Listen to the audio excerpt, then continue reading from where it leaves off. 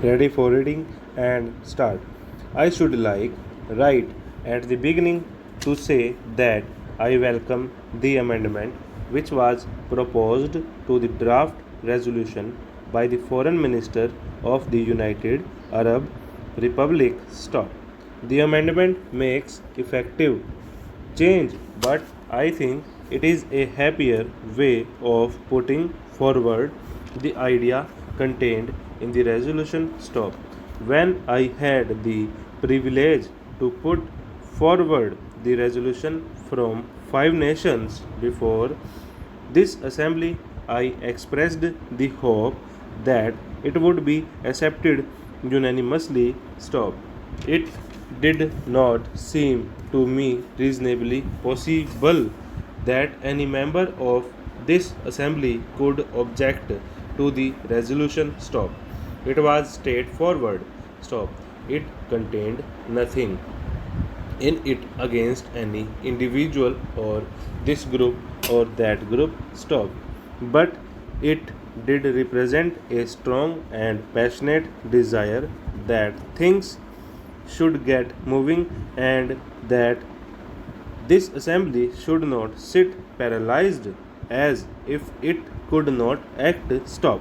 Therefore, it was with considerable surprise that I received the paper containing an amendment on behalf of Australia. Stop. Stanza. I read it with care. Stop. I found some difficulty in understanding it. Stop. And the more I read it, the more surprised I was that any member of this assembly should have put his forward as an amendment. Stop. I venture to place before this assembly my reasons for this. Stop. First of all, it seemed to me quite patently that it had nothing to do by way of amending the proposition which we had put forward. Stop. It is not an amendment. Stop. I do not perhaps know the rules of this assembly, but it is not an amendment.